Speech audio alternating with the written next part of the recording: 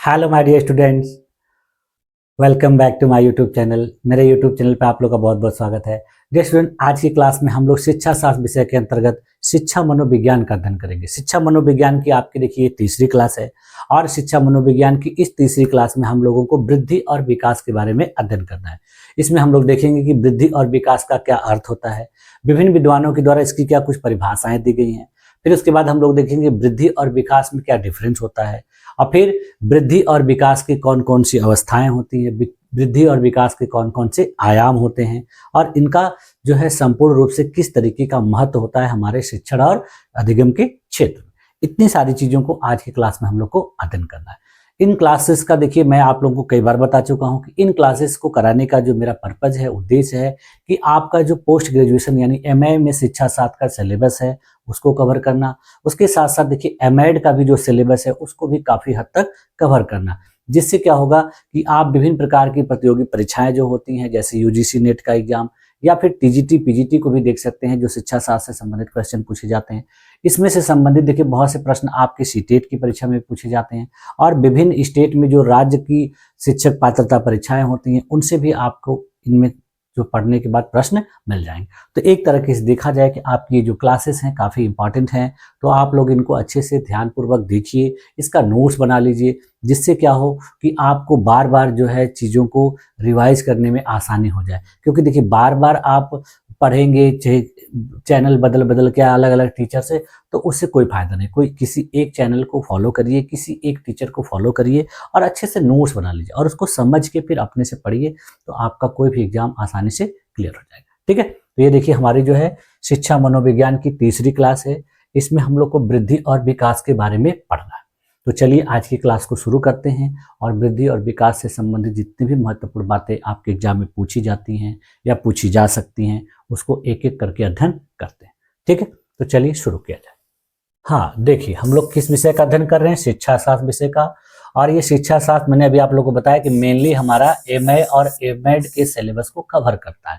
अगर आप ये सारा सिलेबस कवर कर लेते हैं तो आपको जितने भी परीक्षाएं कॉम्पिटिटिव रूप में देखने को मिलती हैं मैक्सिमम प्रश्न आप आसानी से हल कर सकते हैं। तो आज की क्लास का जो टॉपिक है वो वृद्धि और विकास है, यानी ग्रोथ और डेवलपमेंट। तो इनको हम लोग एक एक करके देखते हैं। जैसे देखिए सबसे पहले इसमें वृद्धि का अर्थ हम लोग देखते हैं कि वृद्धि किसे कहते हैं। तो वृद्धि देखिए क्या होता है कि वृद्धि का तात्पर्य हमारे या किसी भी व्यक्ति के शरीर में होने वाला जो बाह्य और आंतरिक शारीरिक परिवर्तन होता है और जिसे मापा जा सकता है, यानी हमारे या किसी भी मनुष्य के शरीर में जो इंटरनल या एक्सटर्नल जो शारीरिक रूप से परिवर्तन होता है और उस परिवर्तन को मापा जा सकता है। जैसे लंबाई बढ़ना, वजन बढ़ना, ये सब क्या है कि हमारे शारीरिक और जो है आंतरिक और बाहरी वृद्धि को बताता है, बढ़ोतरी को बताता है, और इसी को हम अगर माप सकते हैं तो वो क्या कहलाता है? वृद्धि। ठीक है, जैसे देखिए हमारे शरीर के अंगों का आकार बढ़ना, लंबाई बढ़ना, वजन बढ़ना और हड्डियों की मजबूती आदि शामिल है। जैसे देखते जो बच्चा होता है छोटे जब होता है तो उसके देखिए शरीर के जितने भी अंग होते हैं वो छोटे होते हैं, लेकिन जैसे जैसे उसकी उम्र बढ़ती जाती है शरीर के अंगों में परिवर्तन होता जाता है, तो उनको हम माप सकते हैं, वजन कर सकते हैं। तो ये सब किसके अंतर्गत आता है? वृद्धि के अंतर्गत आता है।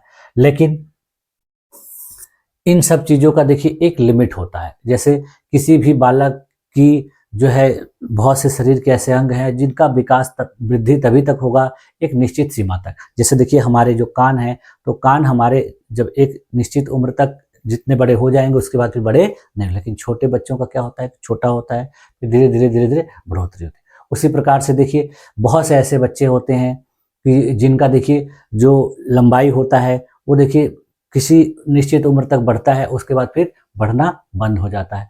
उसी प्रकार से हर प्रकार के अंग जो है हमारे शरीर में उनका अपना एक तय सीमा है, उस तय सीमा के बाद फिर उसमें किसी भी प्रकार का परिवर्तन नहीं होता।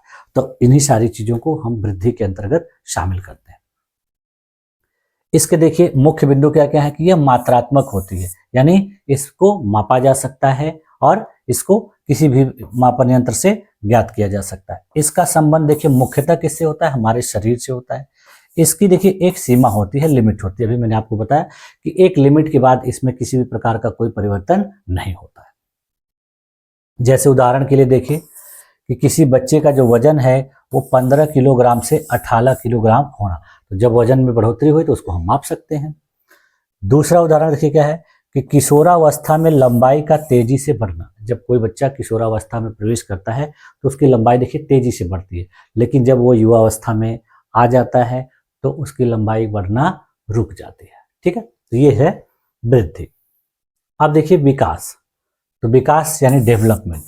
तो विकास का मतलब क्या होता है कि विकास वह प्रक्रिया है जिसमें व्यक्ति के व्यवहार, सोच, भावना, सामाजिक संबंध, नैतिक मूल्य और व्यक्तित्व में निरंतर और क्रमबद्ध परिवर्तन होता है। यानी ये एक तरह से देखा जाए कि व्यक्ति के विभिन्न पक्षों में परिवर्तन से संबंधित है, जैसे व्यवहार में, सोच में, भावना में, सामाजिक संबंध में, नैतिक मूल्यों में और व्यक्तित्व में। ये किस प्रकार का परिवर्तन है? निरंतर होने वाला परिवर्तन है और यह क्रमबद्ध होता है, यानी साइमल्टेनियसली होता है, एक एक क्रम के अनुसार होता रहता है। यह केवल शारीरिक नहीं बल्कि संपूर्ण व्यक्तित्व का विकास, यानी यह शारीरिक रूप से ही नहीं परिवर्तन है, बढ़ोतरी नहीं है, बल्कि यह किसी भी व्यक्ति के संपूर्ण रूप से विकास का द्योतक है। ठीक है, इसके देखिए मुख्य बिंदु क्या है कि यह गुणात्मक होता है, यानी क्वालिटेटिव होता है, इसमें गुणों में बढ़ोतरी होती है। इसे सीधे मापा नहीं जा सकता, यह जीवन भर चलने वाली प्रक्रिया, यानी यह क्वालिटेटिव होता है, इसे सीधे माप नहीं सकते। जैसे मान लीजिए किसी बच्चे के व्यवहार में बदलाव आया, तो व्यवहार में बदलाव को हम सीधे तरीके से माप नहीं सकते कि कब कितना उसके व्यवहार में बदलाव आया, या किसी भी व्यक्ति में नैतिक मूल्यों में किस तरीके का बदलाव हुआ, उसको आप सही तरीके से एग्जैक्ट तरीके से माप नहीं सकते। इसको देखो अनुभव किया जा सकता है और इसको महसूस किया जा सकता है, इसी तरीके से इसको हम लोग जान सकते हैं। जैसे उदाहरण के लिए देखिए कि बच्चा भावनाओं पर नियंत्रण करना सीखता है, यानी किसी भी बच्चे में देखिए उसकी भावनाएं अलग अलग समय में अलग अलग प्रकार की होती हैं और धीरे धीरे वो उस पर नियंत्रण करना सीख जाता है। तो ये क्या है? विकास के अंतर्गत आता है। उसके अलावा देखिए दूसरा जो है किशोर का आत्मचिंतन जो है विकसित होना, यानी किशोरावस्था में जो बालक होते हैं तो उनके अंदर जो है सेल्फ थिंकिंग, आत्मचिंतन की भावना धीरे धीरे विकसित होती है। पहले वो रहता है, इनके अंदर ये सब चीजें नहीं होती हैं। तो ये सब किसके अंतर्गत आता है? विकास के अंतर्गत। अब देखिए वृद्धि और विकास की परिभाषाएं, यानी वृद्धि और विकास को किस तरीके से डिफाइन किया जा सकता है। ये देखिए बहुत से परीक्षाओं में जो एकेडमिक एग्जाम होते हैं, जैसे एमए का, एमएड का या बीएड के एग्जाम में, तो परिभाषा पूछी जाती है। तो परिभाषा में आप एक दो जो मनोवैज्ञानिक हैं उनके द्वारा दी गई परिभाषाओं को देंगे तो आपका आंसर अच्छा माना जाता है। जैसे देखिए हरलॉक के द्वारा क्या परिभाषा दी गई है, तो हरलॉक महोदय ने क्या कहा है कि वृद्धि जो है शारीरिक परिवर्तन को दर्शाती है, जबकि विकास क्या है? व्यक्ति के व्यवहार और व्यक्तित्व के सभी पहलुओं में होने वाले परिवर्तन की प्रक्रिया। यानी इनके द्वारा कहा जा रहा है कि वृद्धि जो है शारीरिक रूप से जो परिवर्तन होता है उसको दर्शाती है, जबकि विकास क्या है कि किसी भी व्यक्ति के व्यवहार और उसके व्यक्तित्व में होने वाले सभी प्रकार के जो पहलू हैं, एस्पेक्ट्स हैं, उसमें बदलाव को दर्शाता है। स्पष्टीकरण के रूप में जैसे देखिए क्या है कि हरलॉक के अनुसार जो है वृद्धि वो शरीर तक सीमित है, पर विकास जो है वो मन, समाज और भावना तक विस्तृत, यानी वृद्धि जो है हमारे शारीरिक रूप में ही बढ़ोतरी को दिखाती, यानी हमारे शरीर तक ही सीमित है, लेकिन विकास हमारे मन, हमारे आसपास के समाज और हमारी भावनाओं तक विस्तृत है। दूसरे मनोवैज्ञानिक देखिए मैकडूगल हैं। मैकडूगल के द्वारा क्या परिभाषा दी गई है, तो उन्होंने कहा है कि विकास एक निरंतर प्रक्रिया है जिसमें जीव अधिक संगठित, अधिक जटिल और अधिक परिपक्व बनता जाता है। यानी यह एक प्रकार की कंटिन्यूअस प्रोसेस है, निरंतर प्रक्रिया है, जिसमें किसी भी जीव को क्या होना है? संगठित, अधिक जटिल और अधिक परिपक्व होने में मदद करती है, यानी उसको उस तरीके से वो बनाती है। स्पष्टीकरण में जैसे जैसे जैसे देखिए आयु बढ़ती है, व्यक्ति का व्यवहार अधिक परिपक्व होता जाता है। जैसे जैसे देखिए किसी भी बालक की उम्र में बढ़ोतरी होती है तो उसका जो व्यवहार होता है उसमें मैच्योरिटी धीरे धीरे होती चली जाती है और एक ऐसा समय आता है कि वो पूरी तरह से मैच्योर हो जाता है। अगला देखिए वुडवर्थ के द्वारा दिया गया परिभाषा है। वुडवर्थ ने क्या कहा है? उन्होंने कहा है कि विकास जो है जीवन पर्यंत चलने वाली प्रक्रिया है, यानी इन्होंने एक सेंटेंस में बता दिया कि विकास एक ऐसी प्रक्रिया है, ऐसा प्रोसेस है जो पूरे जीवन भर चलता रहता है। जब किसी बालक का जन्म होता है और जब तक वह मृत्यु को प्राप्त नहीं कर लेता, अगर इसको कहा जाए तो ओम टू डोम, यानी गर्भावस्था से लेकर कब्र की तक जब ये इसका जो है चलने का प्रक्रिया होता है। ठीक है,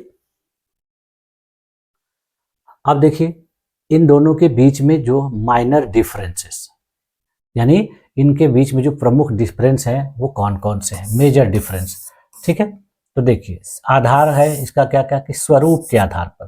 तो देखिए वृद्धि और विकास, तो वृद्धि का स्वरूप क्या होता है, मात्रात्मक होता है, और विकास का क्या होता है, गुणात्मक होता है। क्षेत्र के आधार पर देखिए इनमें क्या अंतर है, तो यह केवल शारीरिक होता है, जबकि विकास शारीरिक भी होता है, मानसिक भी होता है, सामाजिक भी होता है और भावनात्मक होता है। मापन के आधार पर देखिए इसका मापन संभव है, इसका मापन असंभव है, इसको केवल अप्रत्यक्ष तरीके से मापा जा सकता है।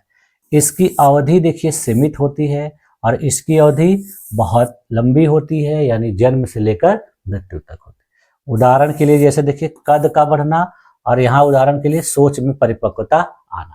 ठीक, तो ये इसके देखिए जो 4-5 मेजर डिफरेंस हैं, जिसको आप परीक्षा में अगर पूछा जाता है तो लिख सकते हैं। तो आपका अगर वहाँ 2 नंबर या 4 नंबर का क्वेश्चन पूछा गया है तो आप उसको प्राप्त कर सकते हैं। अब देखिए वृद्धि और विकास की अवस्थाएं, यानी stages of growth and development. वृद्धि विकास की अवस्थाएं, stages of growth and development. तो देखिए मानव का विकास जो है जन्म से पहले से लेकर वृद्धावस्था तक कुछ निश्चित अवस्थाओं में होता है, यानी जब बालक अपनी माँ के गर्भ में होता है तभी से उसका वृद्धि और विकास होना शुरू हो जाता है, और ये कब तक चलता है, जब तक वह मर नहीं जाता है, यानी मृत्यु नहीं हो जाती तब तक। देखिए प्रत्येक अवस्था की अपनी विशेषताएं होती हैं, आवश्यकता होती है और समस्या होती है, यानी प्रत्येक अवस्था में अपनी अलग अलग विशेषताएं होती हैं, इसमें अलग अलग जरूरतें होती हैं, आवश्यकताएं होती हैं और अलग अलग समस्याएं अलग अलग अवस्था में देखने को मिलती हैं। तो जो सबसे पहली अवस्था है वो देखिए गर्भावस्था कहा जाता है, यानी प्रीनेटाल स्टेज कहा जाता है। तो इसमें देखिए इसकी अवधि क्या होती है, गर्भाधान से जन्म तक। तो इसकी प्रमुख विशेषता क्या होती है, ये देखिए लगभग कितने समय की होती है, तो लगभग देखिए 280 दिनों की। ठीक है, 280 दिन लगभग जो है जन्म से पहले तक बालक का वृद्धि और विकास कहाँ पे होता है, तो गर्भ में होता है। अब देखिए प्रमुख विशेषता इसकी क्या होती है कि इस समय जो शारीरिक विकास होता है वो बहुत तेज से होता है। बालक के मस्तिष्क, हृदय, फेफड़े आदि का निर्माण इसी अवस्था में हो जाता है। माँ के पोषण और स्वास्थ्य का इस पर सीधा प्रभाव पड़ता है। अगर कोई माता जो है सही तरीके से पौष्टिक भोजन नहीं प्राप्त कर रही है या फिर उसको किसी भी प्रकार की बीमारी है तो उसका प्रभाव उसके बालक पर भी पड़ता है। जैसे उदाहरण के लिए देखिए कि यदि गर्भवती माँ को पर्याप्त पोषण न मिले तो बच्चे का जो शारीरिक विकास है वो प्रभावित हो सकता है। ठीक है, तो इस तरीके से किसका उदाहरण हो गया, जो है वृद्धि और विकास में पहली अवस्था जो है गर्भावस्था कहा जाता है। उसके बाद फिर देखिए जो दूसरी अवस्था आती है उसको देखिए शैशवावस्था के नाम से जाना जाता है, यानी इन्फेंसी स्टेज, 0 से 2 वर्ष। तो इसकी विशेषता देखिए क्या होती है कि इसमें भी देखिए तीव्र रूप से शारीरिक वृद्धि होती है, बालक के इंद्रियों का विकास होता है, बालक रोना, मुस्कुराना, पकड़ना जैसी क्रियाएं इसी अवस्था में सीखता है और करता है। उदाहरण के लिए देखिए शिशु पहले गर्दन संभालता है, फिर बैठता है और बाद में चलना सीखता है, यानी ये सारी चीजें एक एक करके बालक सीखता है। यानी जब शुरू शुरू में देखेंगे ये छोटे बच्चे होते हैं तो उनकी गर्दन जिधर तिधर घूम जाती है, तो वो पहले शुरू शुरू में क्या करता है कि अपनी गर्दन को संभालना सीखता है, फिर उसके बाद धीरे धीरे बैठना सीखता है और फिर उसके बाद चलना सीखता है। तो ये धीरे धीरे होता है क्रमिक रूप से। इसके बाद फिर देखिए जो तीसरी अवस्था है वो प्रारंभिक बाल्यावस्था है, जिसको अर्ली चाइल्डहुड स्टेज कहा जाता है, और ये कब से कब तक होती है, 2 वर्ष से लेकर 6 वर्ष तक। इसकी देखिए प्रमुख विशेषता क्या है कि इसमें भाषा का विकास बहुत तेज गति से होता है, बालक के अंदर कल्पना शक्ति का विकास होता है, यानी बालक विभिन्न प्रकार की कल्पनाएं करना सीखता है, इमेजिनेशन सीखता है, और बालक में खेलने की प्रवृत्ति बहुत ज़्यादा देखी जाती है, यानी इस उम्र के जो बच्चे हैं उनको खेल से बहुत ज़्यादा लगाव होता है, विभिन्न प्रकार के खिलौनों में उनकी बहुत ज़्यादा रुचि होती है। तो इसीलिए देखिए, जब इस उम्र के बच्चे जो किसी चीज़ के लिए जिद करते हैं तो उनको खिलौने देकर शांत करा दिया जाता है और उसमें मान जाते हैं। उदाहरण के लिए देखिए कि बच्चा खिलौनों से बात करना और प्रश्न पूछना शुरू करता है। बच्चे को खिलौनों में वास्तविकता नजर आती है और उस खिलौने के साथ वह वास्तविक रूप से खेलता है, उसके साथ बातें करता है। ऐसा लगता है कि वो किसी दूसरे बालक के साथ खेल रहा है या उसके साथ बात कर रहा है। ठीक। अगली जो अवस्था है देखिए, वो उत्तर बाल्यावस्था है, जिसको लेट चाइल्डहुड कहा जाता है और ये होती है 6 से लेकर 12 वर्ष की। ठीक है। तो इसकी देखिए प्रमुख विशेषताएं क्या होती हैं कि इस स्टेज में बच्चे की देखिए विद्यालयी शिक्षा का प्रारंभ होता है, यानी विद्यालयी शिक्षा यहाँ से शुरू होती है। बच्चे में सामाजिक व्यवहार का विकास होना शुरू होता है, यानी बच्चा जैसे स्कूल जाना शुरू करता है तो वो समाज के साथ धीरे धीरे जुड़ना शुरू करता है और समाज के साथ जुड़ने पर उसके अंदर विभिन्न प्रकार के सामाजिक व्यवहार का विकास होना शुरू होता है। यानी समाज में वो जो कुछ देखता है, समाज से जो कुछ सुनता है, तो उसको धीरे धीरे वो सीखने का प्रयास करता है, सीखता है और इसका सामाजिक विकास शुरू हो जाता है। इस स्टेज में देखिए बालक में सीखने की रुचि देखिए, यानी बालक नई नई चीज़ों को जानने का प्रयास करता है, बहुत ज़्यादा जिज्ञासु होता है, उसके अंदर प्रश्न पूछने की प्रवृत्ति बहुत ज़्यादा देखी जाती है। तो इस तरह से ये देखा जाए तो उसके रुचि का बहुत जो है महत्वपूर्ण स्टेज होता है। उदाहरण के लिए देखिए, इससे यहाँ इस समूह में, इसमें देखिए बच्चा जो समूह में खेलना पसंद करता है, नियम बनाना सीखता है, ये सारी चीज़ें कौन से स्टेज में होती है? तो उत्तर बाल्यावस्था। ठीक है। बच्चे देखिए टोली बनाते हैं, ग्रुप बनाते हैं, अपने दोस्तों के साथ रहते हैं, तो इस तरीके से। उसके अलावा बच्चा अपने लिए नियम बनाता है, अपने लिए तौर तरीके बनाता है कि मुझे ऐसे काम करना है, ऐसे पढ़ना है, ऐसे करना है। सारी चीज़ें बच्चे इस उम्र में बनाना सीखते हैं। इसके बाद फिर देखिए जो अगली अवस्था है वो किशोरावस्था है, जिसको एडोलेसेंस कहा जाता है। ये 12 से 18 वर्ष की उम्र की होती है। इसकी देखिए विशेषता क्या होती है कि इस उम्र में जो है तीव्र रूप से शारीरिक विकास यानी परिवर्तन होता है। इसमें देखिए जो बच्चे की भावनात्मक अस्थिरता देखी जाती है, उसकी भावनाएं जो है स्थिर नहीं होती हैं, उसका मन बहुत ज़्यादा इधर उधर जो है भटकता है, यानी वो बहुत ज़्यादा मन पर अपने स्थायित्व नहीं रख पाता है। इसमें देखिए आत्मचेतना का विकास होता है उसके अंतर्गत। तो इस तरीके से ये देखा जाए तो कुछ विद्वानों के द्वारा देखिए कहा गया है कि ये जो अवस्था होती है वृद्धि और विकास की, बहुत ही जटिल अवस्था होती है, बहुत खतरनाक अवस्था होती है। ये तनाव, तूफान और संघर्ष की अवस्था होती है। तो इस अवस्था को देखिए बहुत महत्वपूर्ण अवस्था के रूप में जाना जाता है। उदाहरण के लिए देखिए किशोर अपने रूप, रंग और भविष्य को लेकर काफी चिंतित रहता है। तो यानी उसको लगता है कि मैं इस तरह का दिख रहा हूँ, मुझे इस तरह का दिखना चाहिए, या भविष्य में मुझे क्या करना है, मैं क्या कर रहा हूँ इस समय, मैं किस तरीके की जो है गोल को लेकर चल रहा हूँ, मैं भविष्य में सफल हो पाऊंगा कि नहीं हो पाऊंगा। ये सारी चिंताएं उसको इस एज में सताती हैं, जिसके वजह से उसके अंदर जो है विभिन्न प्रकार के तनाव जैसी स्थिति उत्पन्न हो जाती है। ठीक है। और इस उम्र के जो बालक होते हैं बहुत ज़्यादा एक्साइटेड होते हैं, बहुत ज़्यादा तुरंत एक्शन लेते हैं, तुरंत डिसीजन लेते हैं। इस तरीके के भी सिचुएशन इस उम्र में देखी जाती है। अगला जो स्टेज है वो युवावस्था है, यानी यंग एडल्टहुड। ये देखिए 18 से 25 साल की उम्र में होता है। इसकी प्रमुख विशेषताएं देखिए क्या है कि इसमें शारीरिक और मानसिक परिपक्वता देखने को मिलती है, यानी शारीरिक रूप से और मानसिक रूप से जो है बालक क्या हो जाता है, परिपक्व हो जाता है। अब उसके अंदर देखिए विभिन्न प्रकार की जिम्मेदारियों की समझ विकसित हो जाती है, यानी उसकी कौन कौन सी जिम्मेदारियां हैं वो इन सारी चीज़ों को समझने लगता है और फिर उसी के आधार पर अपने जीवन में काम करता है। उदाहरण के लिए देखिए वो अपने कैरियर का चयन करता है, जीवन के लक्ष्य को तय करता है, यानी उसका भविष्य किस क्षेत्र में है, उसको किस क्षेत्र में जाना चाहिए, वो इस एज में डिसाइड कर लेता है और फिर उसी क्षेत्र में अपना कार्य करता है। अगली जो अवस्था है देखिए वो प्रौढ़ावस्था एवं वृद्धावस्था है। तो इसकी देखिए विशेषताएं क्या होती हैं कि इस स्टेज में बालक के अंदर, किसी भी व्यक्ति के अंदर अनुभव और स्थिरता देखी जाती है। विभिन्न प्रकार के अनुभव उसके अंतर्गत आ जाते हैं। शारीरिक रूप से क्षय होना इस स्टेज में शुरू होता है, यानी जो उसकी शारीरिक वृद्धि और विकास हुआ था तो वो अब धीरे धीरे क्या होगा, क्षय, उनके उसके शरीर के अंग कमजोर होने लगेंगे और वृद्धावस्था तक आते आते धीरे धीरे बहुत ज़्यादा कमजोर हो जाते हैं। तो ये जो अवस्था है एक तरह से कहा जाए कि जो है लास्ट स्टेज होता है। इसमें जो बहुत सारी चीज़ें जो है हमारे काम करना धीरे धीरे कम कर देती हैं और हमारे जो शरीर के बहुत से अंग हैं वो पूरी तरह से काम नहीं कर पाते हैं, थोड़ी थोड़ी उसमें निष्क्रियता देखने को मिलती है। उदाहरण के लिए जैसे देखिए, वृद्ध व्यक्ति जो है अनुभव के आधार पर सलाह देता है, यानी वृद्ध व्यक्ति के पास अनुभव बहुत ज़्यादा हो जाता है। इस एज में देखिए शारीरिक रूप से अवनति देखी जाती है, लेकिन एक्सपीरियंस के रूप में देखा जाए तो बहुत ज़्यादा बढ़ोतरी देखी जाती है, क्योंकि इस उम्र तक आते आते बहुत ज़्यादा अनुभव जो है कोई भी व्यक्ति गेन कर लेता है। तो वो अपने अनुभवों के आधार पर दूसरे लोगों को सलाह देता है, दूसरे लोगों को बताता है, तौर तरीके, अच्छे रास्ते सिखाता है। ठीक, तो इस तरीके से ये देखिए 6-7 अवस्थाएं जो है वृद्धि और विकास की महत्वपूर्ण अवस्थाएं। अब देखिए वृद्धि और विकास के आयाम, डायमेंशंस ऑफ जो है ग्रोथ एंड डेवलपमेंट। ठीक है, तो वृद्धि और विकास के बारे में हम लोगों ने अभी देखा कि उनकी परिभाषा, अर्थ और उसको कौन कौन से स्टेजों में देखा जाता है, किस तरीके के स्टेज होते हैं। अब देखिए ये है कि विकास केवल शरीर तक सीमित नहीं है, बल्कि व्यक्ति के संपूर्ण व्यक्तित्व से जुड़ा है।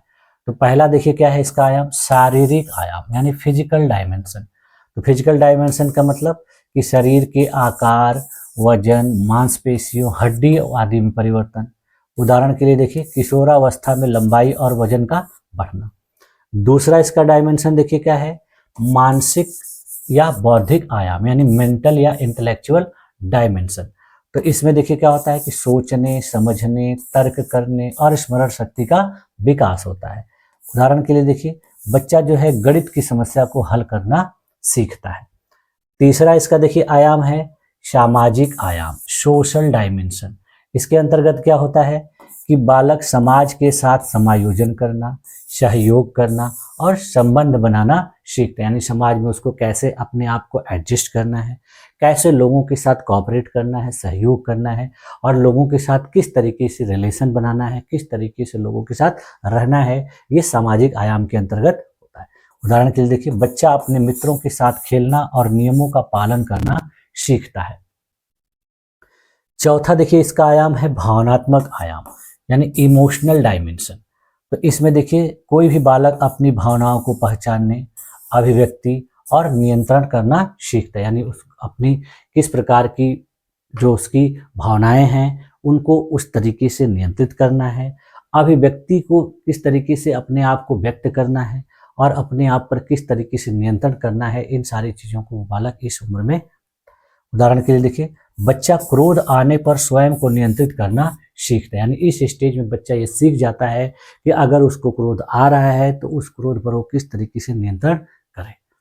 छोटे उम्र में बच्चा अपने क्रोध पर नियंत्रण नहीं कर पाता, इसलिए देखिए उल्टी सीधी हरकतें करता है, जिसमें बहुत ज़्यादा कभी कभी नुकसान भी हो जाता है, उसका शारीरिक रूप से भी हो जाता है या भौतिक रूप से किसी सामान को तोड़ देता है, फाड़ देता है, तो इससे जो इस तरह के चीज़ों को देखने को मिलता है।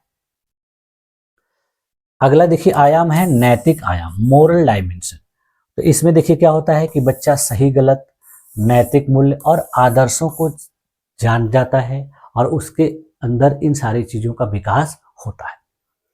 उदाहरण के लिए देखिए बच्चा नकल को गलत समझता है। अगर किसी बच्चे को परीक्षा में नकल कराया जा रहा है, उसके सामने किसी दूसरे को कराया जाए तो वो बच्चा कहेगा कि ये गलत बात है, ये सही नहीं। या फिर कोई अगर चोरी करता है या किसी को कोई अपशब्द बोलता है, गाली देता है, तो बच्चा कहेगा ये काम सही नहीं है, ये काम गलत है। यानी वो नैतिक बातें करना सीखता है, नैतिक जो विचार उसके अंतर्गत आते हैं। तो ये सब किस कौन से डायमेंशन में आते हैं, नैतिक आयाम में। ठीक, तो इस तरीके से देखिए इसके ये 5 आयाम थे। उसके बाद फिर देखिए अगला जो आयाम है वो भाषाई यानी लैंग्वेज डायमेंशन। तो इसके अंतर्गत देखिए क्या है कि बालक विभिन्न प्रकार की भाषाओं को समझना, बोलना, पढ़ना और लिखना करता है। उदाहरण के लिए देखिए कि बच्चा जब शब्दों से वाक्य बनाना सीखता है तो वो इसी के अंतर्गत आता है। और अगला जो है डायमेंशन वो सृजनात्मक आयाम यानी क्रिएटिव डायमेंशन। इसमें देखिए बालक नए नए कल्पनाएं करना, कला बनाना, नवाचार, इनोवेशन करना सीखता है। उसके अंदर इन सारी चीज़ों की जो है विकास को देखने को मिलता है और उसके अंदर इन सारी चीज़ों की एबिलिटी जो है डेवलप होती है, क्षमता जो है विकसित होती है। जैसे देखिए बालक चित्र बनाना, कविता लिखना इन सारी चीज़ों को सृजनात्मक आयाम के अंतर्गत करता है, यानी जिस बालक के अंदर इस तरीके के जो है गुण देखे जाते हैं तो वो इस तरह के कार्य करता है। ठीक है, तो इन सारी चीज़ों का देखिए संपूर्ण रूप से अगर कंक्लूजन देखा जाए, निष्कर्ष देखा जाए, तो क्या कहा जा सकता है कि वृद्धि और विकास की जो अवस्थाएं हैं, उनके जो आयाम हैं, ये स्पष्ट करते हैं कि बालक का विकास जो है बहुआयामी है, यानी मल्टी डायमेंशनल है, और यह क्रमिक प्रक्रिया है। शिक्षक यदि इन अवस्थाओं आयामों को समझ करके शिक्षण करता है तो शिक्षा अधिक प्रभावी, रुचिकर और सफल होती है। यानी ये किसके लिए बहुत जरूरी है? टीचर्स के लिए। अगर टीचर्स इन सारी चीज़ों को अच्छे तरीके से समझकर, उनको जानकर और फिर बालक को टीच करता है, उसको शिक्षा प्रदान करता है, तो उसका शिक्षण प्रभावी होगा, बालकों के लिए उपयोगी होगा और रुचिकर होगा, जिससे कक्षा का माहौल जो है बेहतर होगा। ठीक है, तो इन सारी चीज़ों को अच्छे तरीके से आप लोग को समझ लेना है। एक बार दो बार समझ लीजिए, फिर उसको नोट्स बना लीजिए, फिर उसके बाद आप दोबारा भूलेंगे नहीं, और किसी भी परीक्षा में अगर इससे क्वेश्चन पूछे जाते हैं तो आपको आंसर देने में किसी भी प्रकार की कठिनाई नहीं। ठीक है, तो आज की क्लास में देखिए यहीं तक रखा जाए। इसके आगे की क्लास में हम लोग वृद्धि और विकास से संबंधित जो महत्वपूर्ण सिद्धांत हैं उनका अध्ययन करेंगे, और इसी तरीके से एक एक करके जितने भी आपके इस शिक्षा मनोविज्ञान के टॉपिक हैं उसका मैं अध्ययन कराऊंगा आप लोगों को। तो एक एक करके इन सारी चीज़ों का अध्ययन करते हुए चलिए, रिवाइज करते हुए चलिए और नोट्स बनाते हुए। ठीक है, तो मुझे उम्मीद है कि आप लोगों की जो ये सारी चीज़ें मैंने आप लोगों को बताई है अच्छे तरीके से समझ में आ गई होंगी। अगर इसके बावजूद भी आप लोगों को किसी भी प्रकार का कोई डाउट नज़र आता है तो आप लोग मुझे कमेंट करिए। कमेंट में अगर आप लोगों के द्वारा कुछ ऐसा पूछा जाता है जो मेरे द्वारा इसमें छूट गया है या किसी भी प्रकार की त्रुटि हो गई है, तो मैं उसको ज़रूर आप लोगों को सही करके उपलब्ध कराने का प्रयास करूँगा। ठीक है, तो आप लोगों ने मेरी इस क्लास में अपने आप को इतनी देर तक इतने धैर्यपूर्वक बनाए रखा, इसके लिए भी आप लोग का बहुत बहुत धन्यवाद। मिलते हैं नेक्स्ट क्लास में, तब तक के लिए थैंक यू।